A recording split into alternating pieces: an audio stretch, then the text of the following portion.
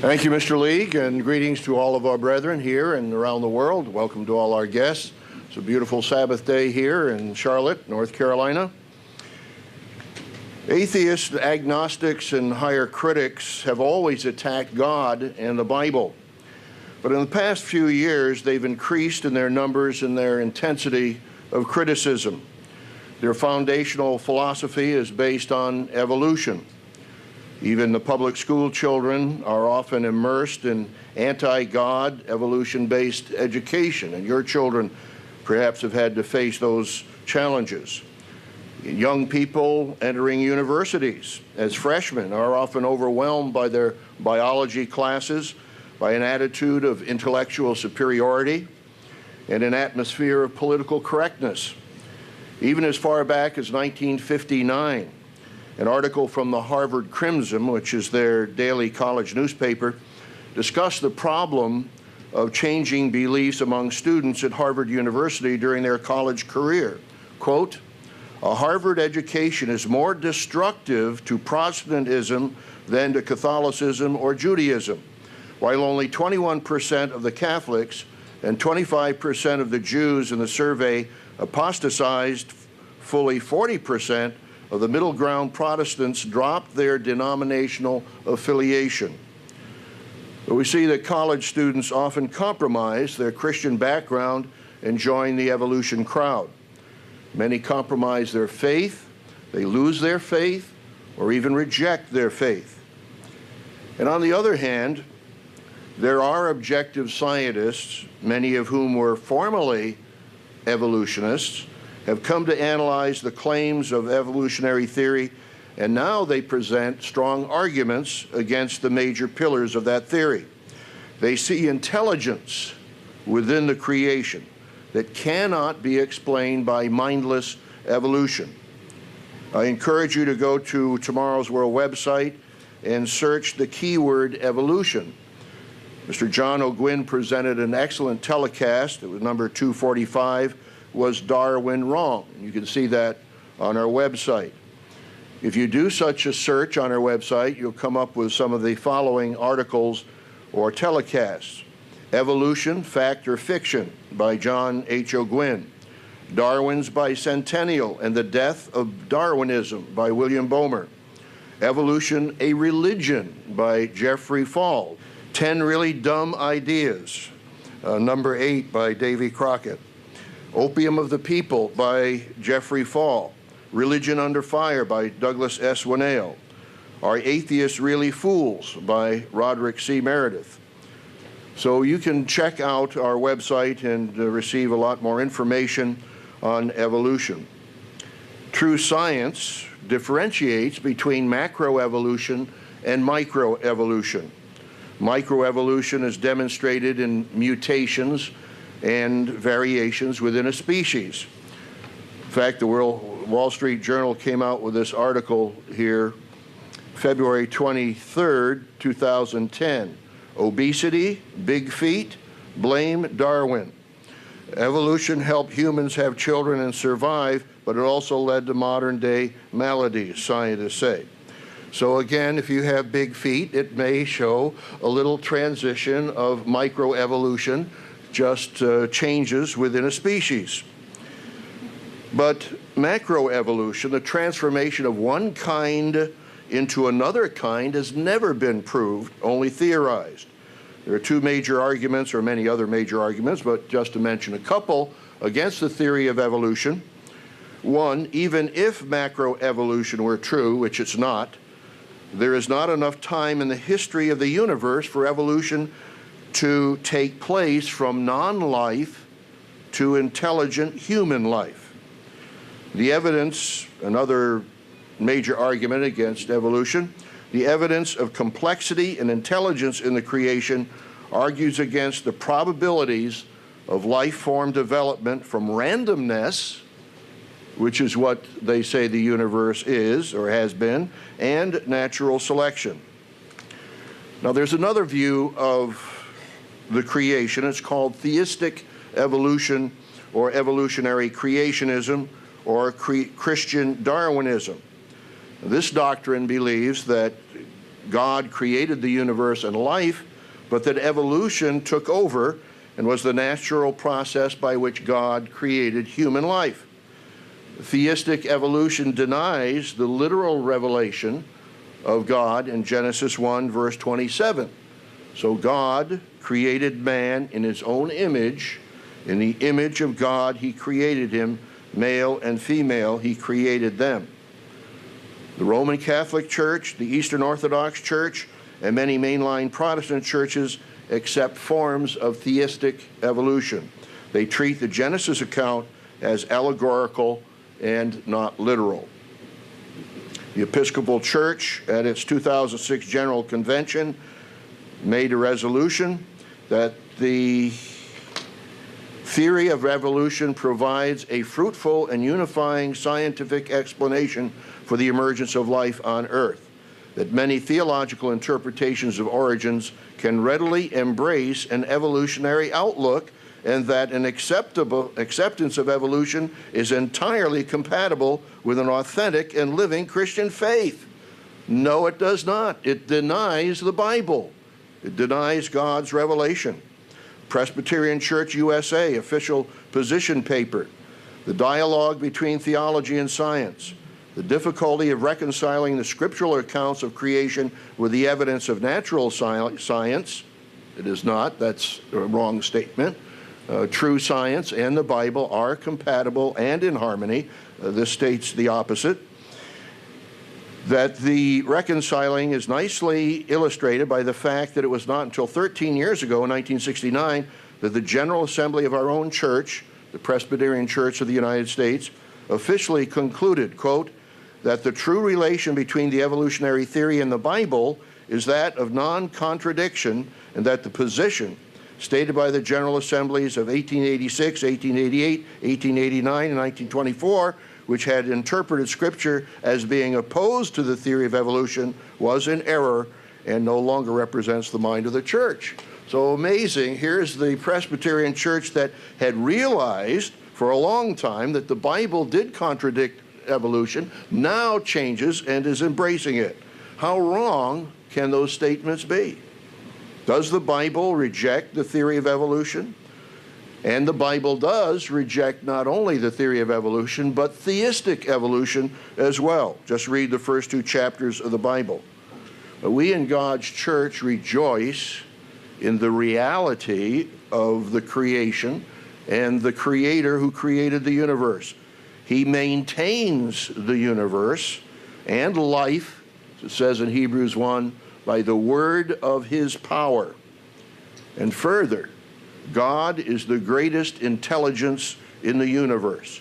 If evolution teaches that the normal human mind is the greatest intelligence, then evolution denies the reality of true intelligence. You need to also know one other perspective in the marketing and presentation of evolution. I often read or see statements by evolutionists labeling natural law and scientific processes as elements such as DNA and RNA as evolution. So they take something that's scientific, put a label of evolution on it as if that belongs to evolution, which it does not. True science is true science, not evolution. In 2003, I presented a Tomorrow's World telecast called The Spiritual Dimension. That's on our website, and you can see that as well.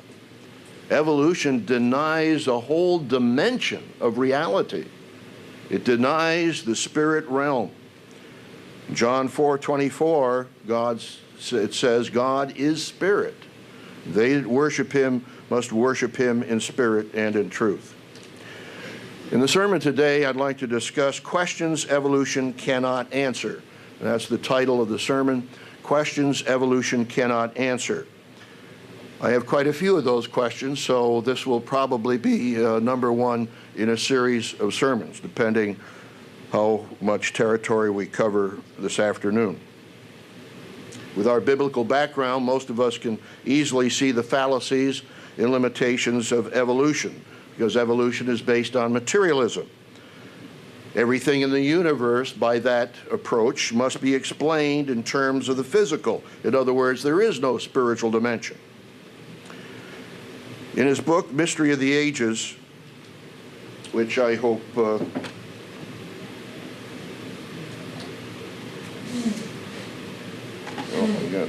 many of you have. By the way, you can get the Mr. Herbert Armstrong's book, Mystery of the Ages, on Amazon.com, anywhere from $22 to 1 cent. 1 cent, you can buy the book, but you pay $3.99 for shipping. So, but you can get Mystery of the Ages available on Amazon.com.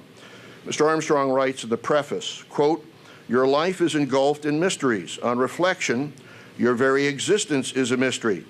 Did you simply happen by unintelligent, resident, earthly forces without meaning or purpose? Or were you intelligently designed and created by an all-powerful God of supreme mind for a purpose that also has been hidden in mystery? In fact, the persistent tradition throughout human history about the Creator God has been such a mystery that higher education in the Western world has sought to erase the mystery by giving it virtually unanimous acceptance to the theory of evolution." End of quote. Question number one that evolution cannot answer is, what is the meaning of life? Viktor Frankl was a renowned psychiatrist, and he proposes that the meaning of life is man's search for meaning, and that is the primary motivation for his life. What is the reason for your living? What is the reason for your life? Over ancient history, philosophers have come up with many different frameworks for the purpose of life. The ancient Greeks had a wide range of answers. In the 4th century BC, there were 3 major schools of thought in Greece. They were Epicureanism, Stoicism, and skepticism. Epicurus taught that the highest goal and purpose of life was to attain freedom from pain and to enjoy in moderation the pleasures of body and mind. There was the Stoic philosophy. Zeno was the founder of that philosophy. They were austere in their lifestyle. The Stoic ideal was a life of restraint. You don't show emotion. You're unmoved by joy or sorrow. You're indifferent to pleasure or pain. Man achieves happiness, the philosophy teaches, by freeing himself from desire and concentrating only on things he can control. The third school of philosophy the Greeks had was the skepticism, or the skeptic philosopher was Pyrrho. He believed that the search for meaning and purpose of life is a vain endeavor. He taught that man cannot arrive at conclusive opinions about such questions. No one can say for certain what is truth. Mankind, therefore, must withhold judgment and take no part in such controversies if he wants happiness and mental peace. Well, that's a sampling of the philosophy of the meaningless, or the purpose and the meaning of life. Let's turn to Acts, the 17th chapter. The Apostle Paul was quite familiar with those ancient schools of thought. Paul visited Athens about AD 50. And in Acts, the 17th chapter, he met people who had various Greek philosophies. Acts 17. And starting with verse 18. Then certain Epicurean and Stoic philosophers, we mentioned the Epicurean and the Stoic philosophy, they encountered him and said, some said, "What does this babbler want to say?" Others said, "He seems to be a proclaimer of foreign gods, because he preached to them Jesus and the resurrection." Here is a reality, a historic fact that atheists, agnostics, of course, reject. They took him and brought him to the Areopagus, saying, "May we know what this new doctrine is of which you speak? For you are bringing some strange things to our ears. Therefore, we want to know what these things mean." Verse 28, the Apostle Paul concludes his discourse by talking about the Creator God, because they had worshiped this unknown God. For in him we live and move and have our being. As also some of your own poets have said, for we are also his offspring. So Paul was emphasizing that we are intimately tied to the Creator God. Paul was saying that human life can have no real meaning or purpose apart from God. Man was created to have a special relationship with his Creator, and that's the very foundation of a meaningful life. Excuse me while I have a little of Dr. Meredith's tea here. That was good. Sir John Eccles was perhaps the foremost authority on the mind and brain. He was interviewed for a World Tomorrow telecast back in the 1980s. And he was asked about the meaning of life. And here's what this Nobel Prize winner said. Quote, I would say that the meaning, to get meaning out of it, I eventually have to say this, that the meaning has to come back to the Creator. One has to believe that there's more behind all this, from our very existence as creating selves to what we do and how we live in what I like to think in an altruistic society, caring and loving one another, living for one another, building a new world of love and inspiration and dedication and sacrifice. Ah, building such a world. The meaning of all this, I think, is in the mind of the Creator. You see, if as soon as you get away from materialism, you have wonderful opportunities.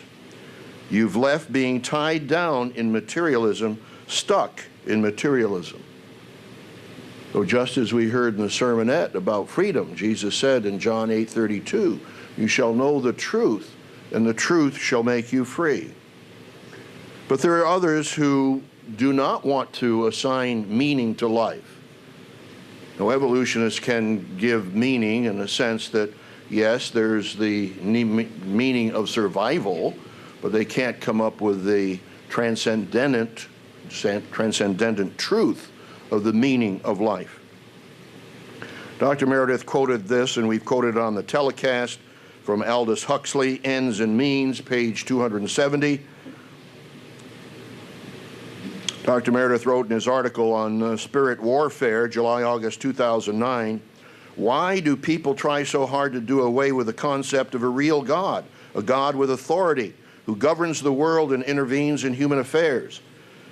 When I was growing up, one of the well-known philosophers and intellectuals made the following admission, and this is from Aldous Huxley, quote, for myself, as no doubt for most of my contemporaries, the philosophy of meaninglessness was essentially an instrument of liberation. The liberation we desired was simultaneously liberation from a certain political and economic system and liberation from a certain system of morality. We objected to the morality because it interfered with our sexual freedom. There was one admirably simple method of confusing these people and at the same time justifying ourselves in our political and erotic revolt. We could deny that the world had any meaning whatsoever. End of quote. What an incredible admission that he purposely embraced the concept of meaningless so they could have their sexual freedom. And of course, it's not really freedom. It's bondage to sin. And all have sinned, and of course the wages of sin is death. Romans 6 and verse 23. One other astronomer, astrophysicist, Carl Sagan, also embraced that idea of meaninglessness.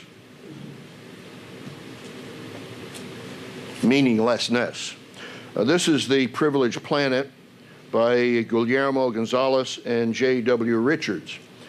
It has an amazing photo in here that was taken from space. and it shows planet Earth from way out in space in the Milky Way. In fact, the plate here has an arrow pointing to a little tiny dot in the Milky Way. This is plate 2, Earth as a pale blue dot. Voyager 1 took this image in 1990 while looking back at the solar system from a distance of some 4 billion miles. Earth is immersed in one of the rays of sunlight scattered in the camera's optics, resulting from the small angle between Earth and Sun. And so when you see this tiny pale blue dot in the Milky Way, it's so insignificant that we can conclude that we are meaningless in this vast universe. And that's what he concludes. He wrote in The Earth as a Pale Blue Dot, that is Carl Sagan wrote, A Vision of Human Future in Space, 1994, quote, "Our posturings, our imagined self-importance, the delusion that we have some privileged position in the universe are challenged by this point of pale light. Our planet is a lonely speck in the great enveloping cosmic dark. In our obscurity and all this vastness, there is no hint that help will come from elsewhere to save us from ourselves." End of quote. What a pathetic philosophy. How pathetic can you get? No hint? You know, it's the famous statement you may have heard. It's an old proverb attributed to the Englishman John Haywood in 1546. "There is none so blind who will not see." God says there is no excuse. You can see. And some individuals choose not to see. There's no hint. God sent his Son into the world to demonstrate that he will save us from ourselves. God gives us, even today, overwhelming proof and evidence through the creation and through his word, the Bible. Let's turn to Romans 1:20. Again, you know that by heart, but it's certainly true when we think about the meaning of life, the meaning of the universe, and yet here are individuals who admit that they embrace a philosophy of meaninglessness. And God says something different here in Romans 1, verse 20. "For since the creation of the world, his invisible attributes are clearly seen, being understood by the things that are made, even his eternal power and Godhead, so that they are without excuse." Again, what is the meaning of life? Turn back to Psalm 8. Of course, Dr. Meredith covered part of this last week. Psalm 8, when my wife and I were discussing the question, she said, well, life is more than animal energy. There is significance to our life, she said. And the ancient King David also pondered the question. Psalm 8 and verse 3, "When I consider your heavens, the work of your fingers, the moon and the stars which you have ordained." Well, how many people do consider the heavens? Astronomers do, and many of you have gotten on the website and seen the fantastic photos from the Hubble telescope on the NASA website of all the incredible galaxies, the Sombrero Galaxy, the Eagle Nebula, just on and on, just fabulous galaxies that are out there. "When I consider your heavens, the work of your fingers, the moon and the stars which you've ordained," in comparison, not spoken here, but is what David is thinking, "what is man that you're mindful of him, and the son of man that you visit him? For you've made him a little lower than the angels, and you have crowned him with glory and honor." Just as Carl Sagan was struck by the seemingly insignificance of the tiny pale blue dot in the universe, David was struck by his comparison to the galaxies and to the heavens. But he asked the question, and he got the answer right. I mentioned Sir John Eccles before. he mentioned that science has its limitations, and he commented on the inability of science to answer that question, what is man, that you're mindful of him. Quote, science also cannot explain the existence of each of us as a unique self, nor can it answer such fundamental questions as, who am I? Why am I here? How did I come to be at a certain place in time? What happens after death? These are all mysteries that are beyond science, end of quote, or we can say they're all mysteries that are beyond evolution. That's from U.S. News and World Report, December 10th, 1984, page 80.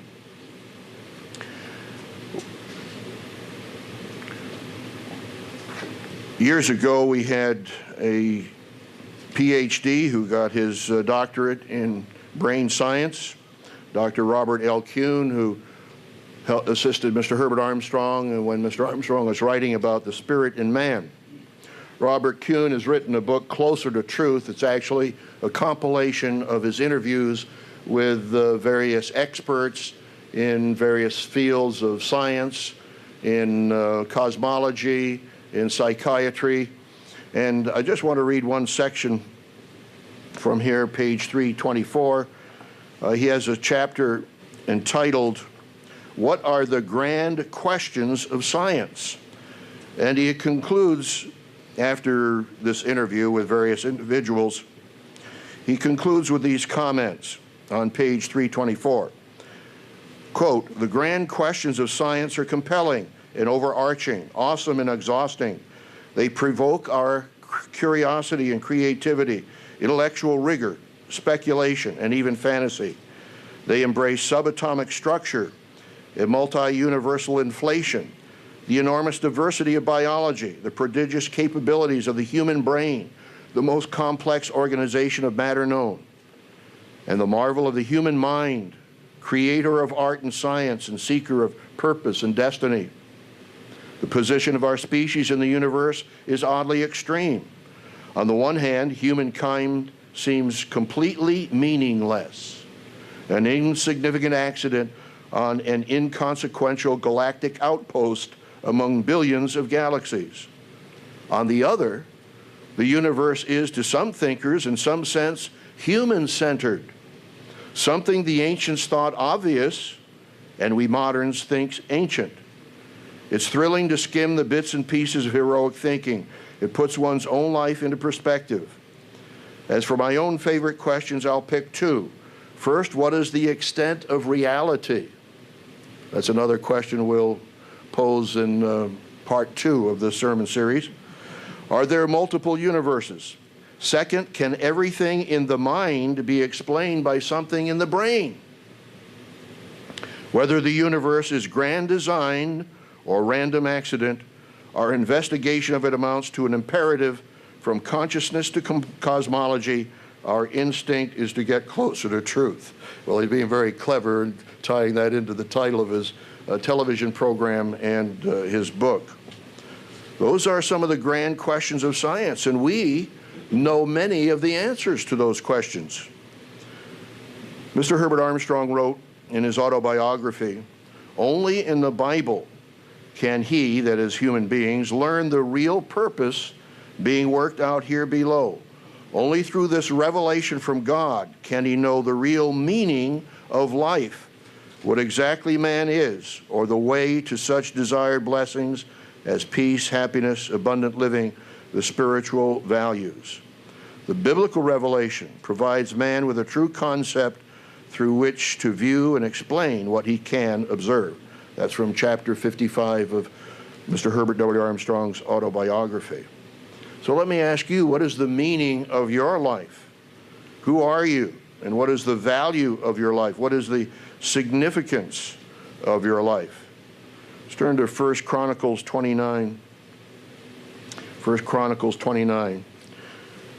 Here, King David, responding to all of the offerings that had been accumulated for the building of the temple, again saw himself in relationship to God. And it was a humble explanation. 1 Chronicles 29 and verse 14. But who am I and who are my people that we should be able to offer so willing as this? For all things come from you, and of your own we have given you. So again, who are you? We've had sermons and articles on who you are, your identity. I've challenged you in feast sermons in the past to identify yourself with biblical descriptors. One of the challenges I gave at a feast one time was to, from the Bible, use explanations or descriptors from the Bible A to Z that would describe a Christian. And here's one from a young man, I won't mention his name. In fact, when I gave that, I think it was at Myrtle Beach one year, I had about 20 of these were given to me after the sermon. And I thought, well, did you listen to the sermon? You were writing down all these, trying to fulfill this challenge. Well, I got beautiful examples. This one, A, anointed by truth. B, blessed through baptism. C, conquered by love. D, directed by Christ. E, enduring to the end. F, faithful.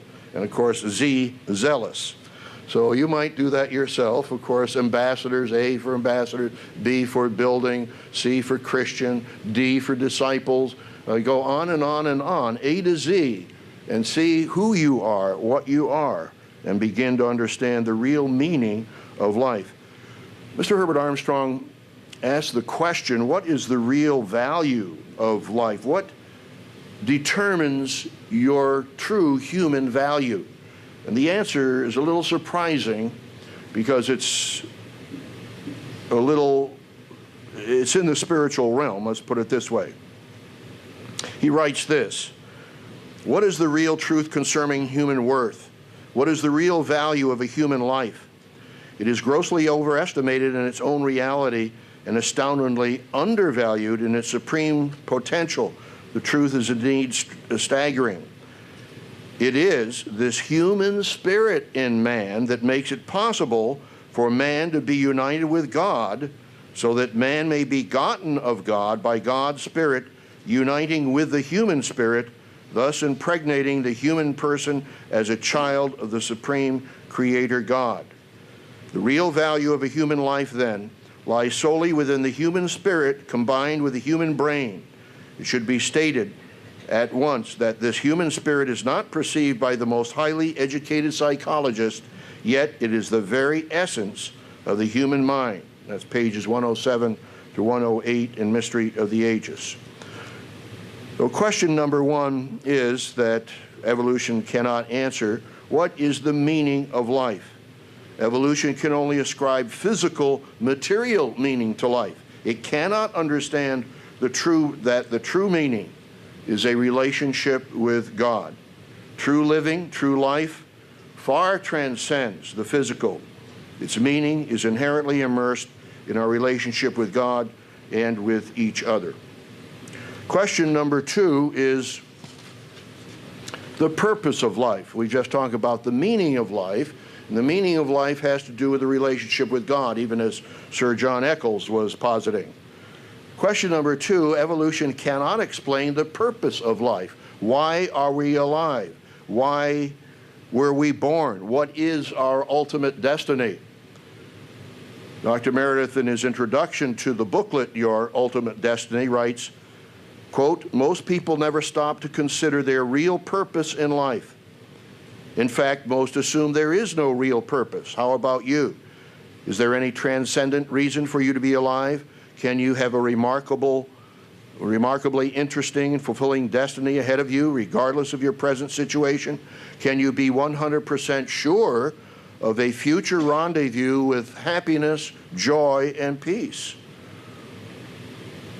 Or are you living a fleeting, disappointing existence on planet Earth with no more purpose for your life than the birds, the bees, or for that matter, the worms that crawl in the dirt? Very colorful expression. As a human being, you obviously have much higher intelligence than those creatures. You can visualize the future. You have hopes and dreams and creative imagination far beyond other form of physical life on this earth. Yet do all these gifts, potentials, and dreams rot when you die and dust returns to dust. Well, evolution has an answer, but it's a very limited, materialistic answer for the purpose of life. One simple description for human drives is, and I've read this in books at graduate school level years ago, what are three basic human drives? Self-preservation, self-perpetuation or propagation, and self-determination. Those are the standard motivations for human beings. But self-determination, are we getting into the matter of free will, as we heard in the sermonette, of free moral agency? Does evolution produce free moral agency? God gave us free moral agency. Let's turn there to Deuteronomy 30 and verse 19. Deuteronomy 30 and verse 19. So fundamental that every human being on earth ought to learn this scripture and face up to the challenge. Deuteronomy 30 and verse 19, God says, I call heaven and earth as witnesses today against you, that I have set before you life and death, blessing and cursing. Therefore choose life, that both you and your descendants may live. God has given us that free moral agency. Animals don't have that free moral agency. Human beings with the mind, with the Spirit of God or the Spirit of man, still have that choice. He continues in verse 20, that you may love the eternal your God, that you may obey his voice, that you may cling to him, for he is your life and the length of your days, and that you may dwell in the land which the Eternal swore to your fathers, to Abraham, Isaac, and Jacob, to give them. Three basic purposes of life traditionally are self-preservation, self-propagation, and self-determination. But God goes beyond the animal life to give us free moral agency. I'll refer you to several of our sermons. Sermon number 109, self-will or God's will. Number 243, willing to do God's will. And number 356, what is your purpose in life? When we discuss the purpose of life, we need to understand the Copernican principle, which after Copernicus in the 16th century. Again, the Privileged Planet has a major discussion on it. I'll just quote from it, page 248. Sometime in the 20th century, however, Einstein's cosmological principle came to be identified with a subtly different idea, the Copernican principle, also known as the principle of mediocrity or the principle of indifference. In its modest form, the Copernican principle states that we should assume that there's nothing special, which we've already discussed briefly, there's nothing special or exceptional about the time or place of Earth in the cosmos. It has a closely related but more expansive philosophical or metaphysical expression, however, which says, we're not here for a purpose, and the cosmos isn't arranged with us in mind. Our metaphysical status is as insignificant as our astronomical location. Metaphysically, this denial of purpose is accompanied by naturalism, the view that the impersonal material world is all there is, and that it exists for no purpose. Some of you older people may remember Alexander Solzhenitsyn. He was a Nobel Prize winning author.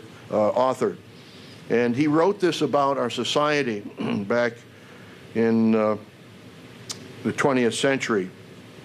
He said, quote, if I were called upon to identify the principal trait of the entire 20th century, I would be unable to find anything more precise than to reflect once again on how we have lost touch with our Creator, end of quote. As Solzhenitsyn said, the human race has lost touch with its Creator. But God's people know that we have a relationship with our Creator, and there are so many hundreds and thousands of beautiful verses that show that. But let's turn to Jeremiah 29. This is so encouraging, so inspiring to understand God's purpose for us and his love towards us and his desire to have a close relationship with us. Jeremiah 29, and starting in verse 11. For I know the thoughts that I think toward you, says the Eternal, thoughts of peace and not of evil, to give you a future and a hope. Then you will call upon me and go and pray to me, and I will listen to you. And you will seek me and find me when you search for me with all your heart. I will be found by you, says the Eternal, and I will bring you back from your captivity. I will gather you from all the nations, from all the places where I have driven you, says the Eternal, and I will bring you to the place from which I caused you to be carried away captive. So God wants the best for all of us. We need to think of that purpose, that we do have a hope, that we do have meaning. And we realize that the purpose, one of the major purposes that Jesus said to, remember Nicodemus in John 3, you must be born again. And the Protestant world doesn't understand it. It thinks that when you're converted, you're born again. But we're talking about a literal being born into the kingdom of God as immortalized, glorified children of God, as spirit bodies and spirit beings. Let's take a look at that purpose in Romans 8 and verse 29. Romans 8 and verse 29. The Bible interprets the Bible, and it shows us how we are to be born again, as Jesus said in John 3. Romans 8 and verse 29. Again, a very powerful fundamental of the very purpose of life. Romans 8 and verse 29. For whom he foreknew, he also predestined. For what purpose? To be conformed to the image of his Son. Now, the image implies character. It implies his nature. It implies his mind. We ought to be conformed to the very image of his Son, that he might be the firstborn among many brethren. Now, how was he the firstborn among many brethren? Turn back to Romans 1 for the answer. How is one born again? How was he declared to be the Son of God? Romans 1 and verse 4. Talking about Jesus Christ declared to be the Son of God with power. How? According to the Spirit of holiness, by the resurrection from the dead. And in Revelation 1:4, he's the firstborn from the dead. So we are born again by a resurrection from the dead. And of course, as it tells us in 1 Corinthians 15, this mortal must put on immortality. And so that happens at the resurrection. What is the purpose of life? There are many ways we can say that, answer that. Just let me give you one of my personal sentences.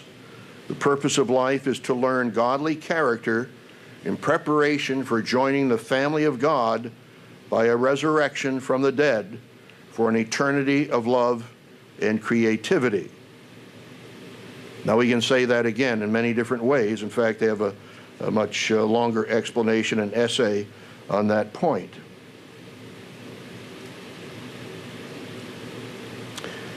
From Mystery of the Ages, page 227, Mr. Herbert Armstrong writes, we have seen that there is indeed a purpose being worked out here below. Winston Churchill stated that before the United States Congress. There is a reason for the presence of humanity on earth, and for the working out of the purpose, there is a master plan. The church is an important part of that plan. Never lose sight of the setting that led up to the raising up of the church. Keep in mind who and what God is, the divine creating family now producing himself in man. And if you missed Dr. Meredith's sermon last week, you need to listen to it, which answered this whole question in a beautiful way. God is building a family. It was the title of the sermon last week. So if you haven't heard that, be sure that you take the time to listen to that sometime in the future. And answer it in detail, the question, what is the purpose of life? And evolutionists are light years away from even coming close to answering that question. They will see it in the white throne judgment. The Apostle Paul wrote in 2 Corinthians 5, verse 10, for we must all appear before the judgment seat of Christ. That reality should sober us all. As I've explained in previous sermon, the process can be an inspiring process. Ephesians 3:14, the Apostle Paul said, "For this reason I bow my knees to the Father of our Lord Jesus Christ, from whom the whole family in heaven and earth is named." You have several sermons along that line for the purpose of life. Build Christ's character, sermon number 88. God's masterpiece of creation, sermon number 129. And Build Christian Character, sermon 179. And The Importance of Character, sermon number 449. We conclude this question. I'll conclude it with a quote from Dr. Meredith in his Your Ultimate Destiny booklet. Quote, "God and his firstborn son, like a loving family, are preparing other sons to join with them in ruling this world and later the entire universe. So go out under the stars some clear night. Try counting as many stars as you can see, and think of the billions of stars scattered across the vast universe which you cannot see. And then meditate on this awe-inspiring purpose for your life and thank God for it. Then get down on your knees and begin to zealously do your part to make it all possible." End of quote. Question number 2 that evolution cannot answer is, what is the purpose of life? Question number 3 is, why the universe? We already saw from Carl Sagan that, I will repeat the quote from his book, Pale Blue Dot, A Vision of the Human Future in Space. "Our posturings, our imagined self-importance, the delusion that we have some privileged position in the universe are challenged by this point of pale light. Our planet is a lonely speck in the great enveloping cosmic dark. In our obscurity and all this vastness, there is no hint that help will come from elsewhere to save us from ourselves." Well, he died some years ago, and he'll be able to repent of his comments. You need to understand what is called the Anthropic Principle. Dr. Douglas O'Neill explains that in his booklet, The Real God, Proofs and Promises. He writes this, quote, "A growing number of scientists in the fields of physics, astronomy, and cosmology are acknowledging what is called the Anthropic Principle, Greek anthropos, meaning man. This principle, suggested in the 1970s by physicist Brandon Carter, states that for life to exist on Earth, all the conditions had to be pre-planned from the very beginning of the cosmos. As Harvard PhD Patrick Glynn notes, quote, "The most basic explanation for the universe is that it seems to be a process orchestrated to achieve the end or goal of creating human beings." End of quote. And that's from God, the Evidence by Glynn, 1997, pages 7 and page 32. Continuing from the Real God booklet, Glynn states further, "From the scientist's viewpoint, the fact that the universe looks as though it had a definite beginning might be upsetting enough. But what appears to drive cosmologists nearly to distraction is the anthropic principle that the Earth and the universe was created for mankind," from page 42. Dr. Douglas O'Neill comments, "That is an astounding observation for a scholar to make today." I've referred to you as the privileged planet. The cover page asks here in the beginning, "Is Earth merely an insignificant speck in a vast and meaningless universe? On the contrary, the privileged planet, how our place in the cosmos is designed for discovery, show that this cherished assumption of materialism is dead wrong. Earth is far more significant than virtually anyone has realized. Contrary to the scientific orthodoxy, it is not an average planet around an ordinary star in an unremarkable part of the Milky Way. The authors, Gonzalez and Richards, demonstrate that our planet is exquisitely fit not only to support life, but also to give us the best view of the universe, as if Earth were designed for both life and for scientific discovery." In other words, as astronomers research various planets, they determined that any of those planets were covered with clouds or gas, and you could not see out from any planet other than planet Earth, where you can go out and see the universe. Let's turn to Hebrews, the 2nd chapter, Hebrews 2. Again, Dr. Meredith quoted from this last week to see our awesome potential and the purpose of the universe. And David said, "You have put all things under man's feet." But of course we see that the Apostle Paul in Hebrews, the 2nd chapter, says that we have not yet put all things under his feet. That is verse 8 of Hebrews 2. But we see Jesus, who was made a little lower than the angels for the suffering of death, crowned with glory and honor, that he by the grace of God might taste death for everyone. So God says that he's going to give us all things and put all things in subjection. Again, verse 8, for in that he put all in subjection under him, he left nothing that is not put under him. That is the universe, and all things that are seen and not seen. Again, I referred to earlier how the universe is upheld. Speaking of Christ here in verse 3 of Hebrews 1, who being the brightness of God's glory and express image of his person, and upholding all things by the word of his power. The Moffat translation says, sustains the universe. So the universe is just not out there randomly. It is sustained by God's power, by the word of his power.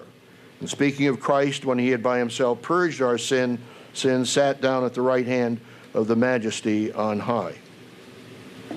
Why the universe?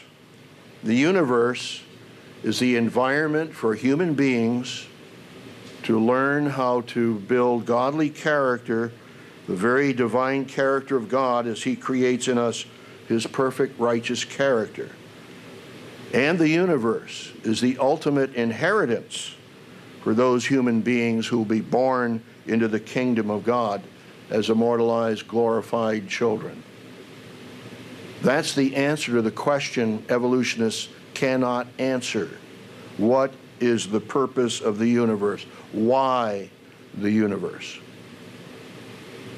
Question number 4 is an easy question to answer, but still one that is debated among evolutionists and cosmologists and scientists. What is the origin of the universe? All we need to do is to go to Genesis 1:1. In the beginning, God created the heavens and the earth. The King James has heaven. The New King James correctly translates it plural, heavens and earth. The famous astrophysicist Stephen Hawking, in his lecture, The Beginning of Time, stated this, quote, "The universe has not existed forever. Rather, the universe and time itself had a beginning in the Big Bang about 15 billion years ago." Yes, God created the universe. It didn't exist at one time. And time did not exist at one time. When did time come into being? Well, how do we measure time? Well, it tells us here in Genesis, the 1st chapter, I find the correct verse 14.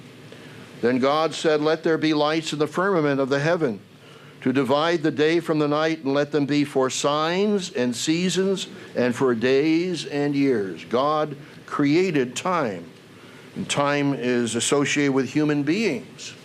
But God is in another dimension. That dimension is not affected by time. And we will be in that dimension, which supersedes and transcends time and space. That's why, as Dr. Meredith was mentioning last week, that the distance of all the galaxies are not a barrier to God's immortalized children. It's the matter of thought, instant thought, which conquers time and space. And we look forward to that time. Question number 4 that evolution cannot answer is, what is the origin of the universe? And of course, if we're observing the Sabbath, we understand that God is the creator of the universe, because the Sabbath is a memorial of the creation as well as a sign between God and his people and foreshadowing the millennial Sabbath of 1,000 years. Question number 5 that evolution cannot answer is, what is the origin of natural law? Scientists begin with a whole system of predictable physical and natural laws. Where did those natural laws come from? One of our professors wrote, a scientist, one time that question, and since I don't have the document with me, I won't quote it exactly, but the answer came back, that is a meaningless question, because he couldn't answer it. Where do the natural laws come from? You begin this universe with all these laws in effect. In fact, let me just read that from our booklet on God, the Real God, Proof and Promises. Patrick Glynn, in his book, God, the Evidence, writes that everything had to be just right from the very start. Everything from the values of fundamental forces like electromagnetism and gravity, to the relative masses of the various subatomic particles, to things like the number of neutrino types at time 1 second, which the universe has to know already at 10 to the minus 43rd second. The slightest tinkering with a single one of scores of basic values and relationships in nature would have resulted in a universe far different from the one we inhabit, say with one with no stars like our sun, or no stars, period.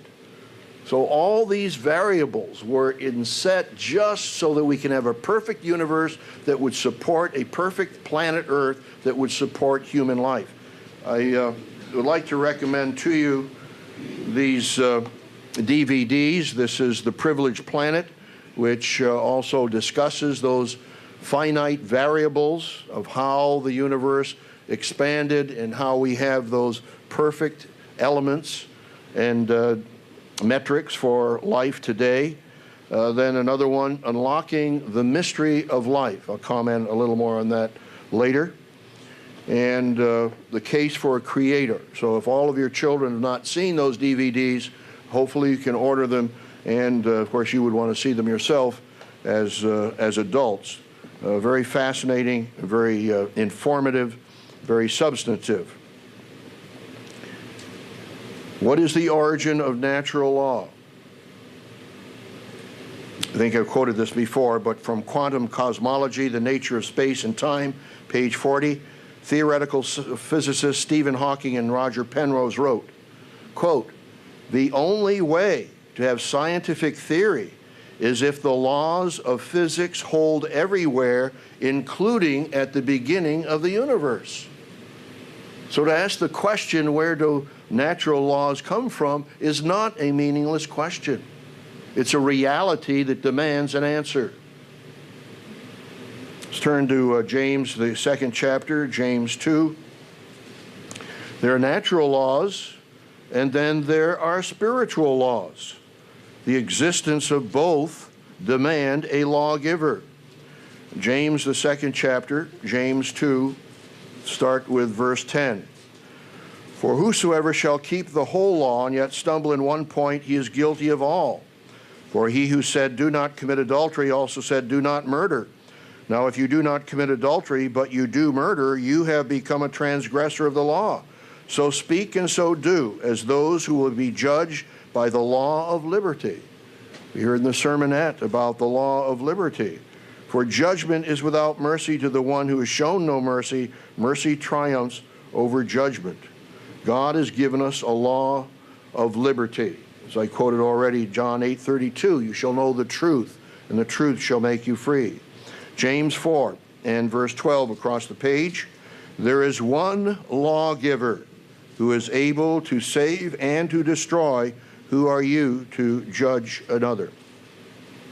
Well, question number 5 that evolution cannot answer is, what is the origin of natural law?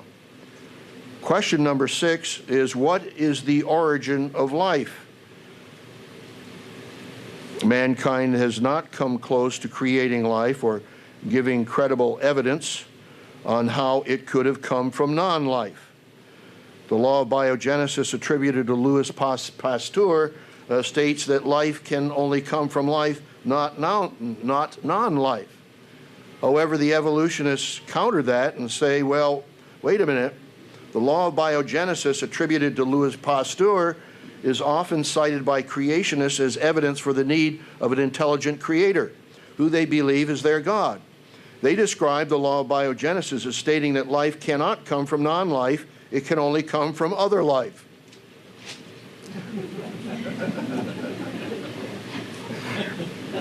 This is a misunderstanding of the law. Oh, really? The law states that life forms such as mice, maggots, and bacteria cannot appear fully formed. The law says nothing, however, about the biogenesis of very primitive life from increasingly complex molecules. Oh, that's wonderful. No, so what they're saying is that Pasteur didn't come up with the law that life can only come from life. Well, so Pasteur may not have formulated that, but is it a reality? Is it a truism? Is it a law? Life cannot come from non-life. Interestingly enough, the current Science News, July 3rd, 2010, Life Reloaded, in search of origins, biologists try to build a cell.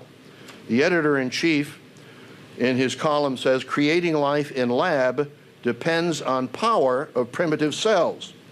After his discussion, he concludes, in a way, complex organisms like people may merely be vehicles constructed by simple molecules for their own preservation, the molecules offering a repertoire of survival tools in exchange for a comfortable habitat.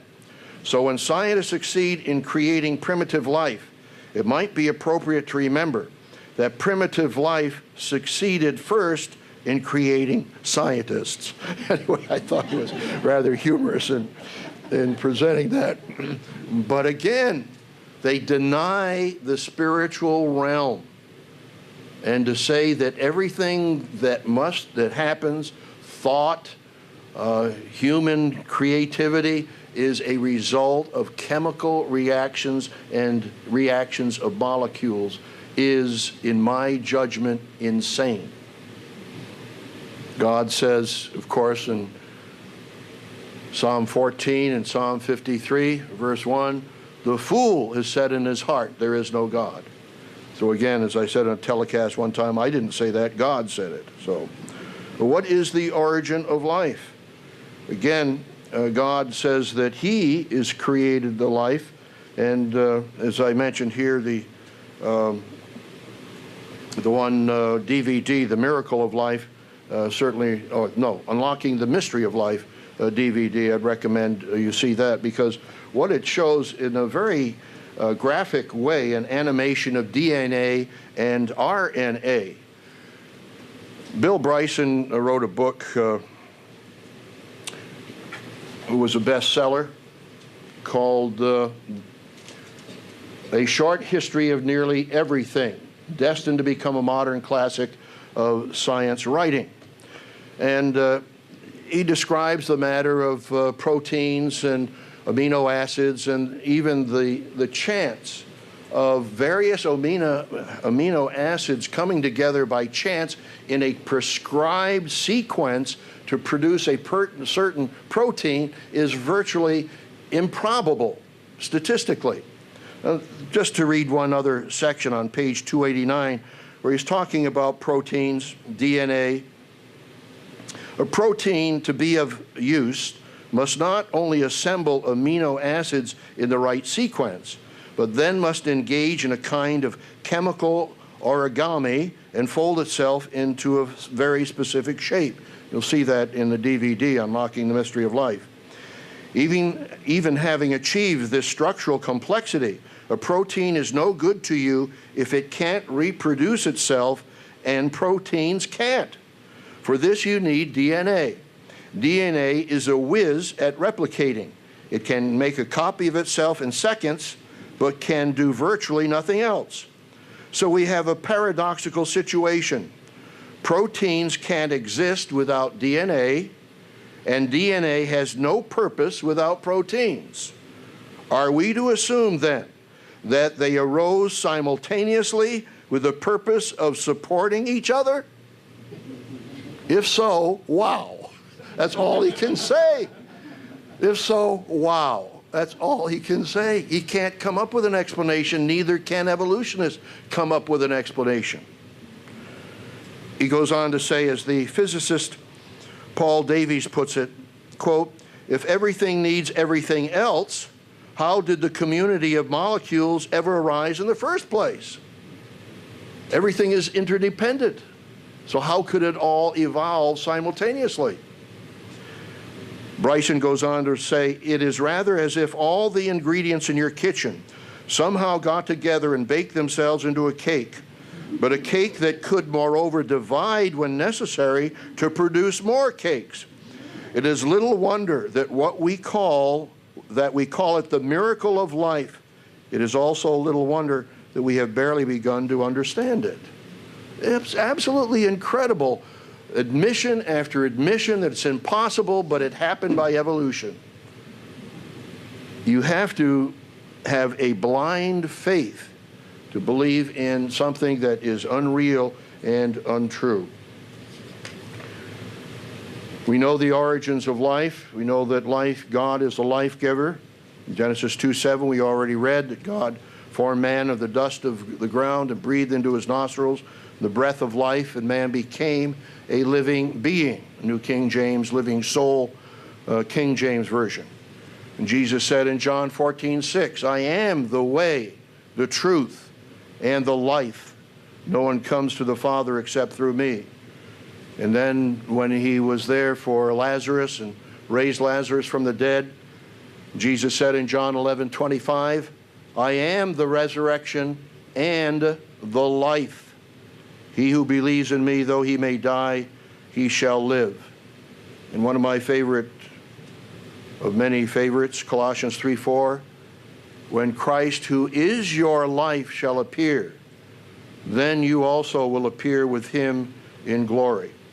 Let's take a look at one scripture here, 1 Corinthians 2:11. We've covered this before, but it certainly helps us to understand the matter of human life, because it shows us that human beings have a spiritual dimension, not an immortal soul, but a spiritual dimension. And evolutionists can't answer the question of the origin of life because they, again, deny the spiritual dimension. 1 Corinthians, the 2nd chapter, and verse 11. "For what man knows the things of a man except the spirit of the man which is in him?" There is a human spirit. And that human spirit combined with the human brain produces mind power, which animals do not have. Animals don't know the things of a man except the spirit of the man which is in him. Even so, no one knows the things of God except the Spirit of God. Human beings were made incomplete. They were made to need the Spirit of God to make him complete. Evolution cannot answer the question, what is the origin of life? The first 2 chapters of the Bible answer that question. And further, evolution is ignorant of the greatest reality, the spirit world. It's ignorant of the abundant spiritual life that God gave us, that is, each human being through Christ. As he said in John 10:10, "I am come that they may have life and have it more abundantly." So today we've briefly discussed 6 questions evolution cannot answer. We'll discuss several more questions in the next sermon in this series. Question number 1 was, what is the meaning of life? Question number 2 was, What is the purpose of life? Why are we alive? Why were we born? Question number 3 is why the universe? Number 4 is what is the origin of the universe? Number 5, what is the origin of natural law? Question number 6, what is the origin of life? We saw in Romans, the 1st chapter, and verse 20, for since the creation of the world, his invisible attributes are clearly seen, being understood by the things that are made, even his eternal power and Godhead, so that they are without excuse. God is love, and we know that he's given us evidence of his creation and of his powerful, loving existence. You know the 7 traditional proofs of God. Creation demands a creator. Law demands a lawgiver. Life demands a life giver. Design demands a designer. And then, of course, God sustains the universe by the word of his power and fulfilled prophecy and answered prayer. All of us have experienced those wonderful proofs of God. And, of course, the telecast this weekend, Teach Me to Pray, I hope will touch the hearts and minds of many who may be on the edge, who are seeking God and can find him through the telecast, and to get down on their knees and begin to cry out to God so that he can draw near to them as they draw close to him. So thank God that we know our purpose and meaning of life. He's given us revelation. The world blinds itself, and Satan has blinded and deceived the whole world. Revelation 12:9. But God has given us understanding through revelation, the revelation of his word, through the Holy Spirit, to our minds. There's a proverb that says, knowledge is easy to him who understands. That's Proverbs 14:6. So thank God that we understand. Let's go forward to fulfill our very purpose and our very meaning in life.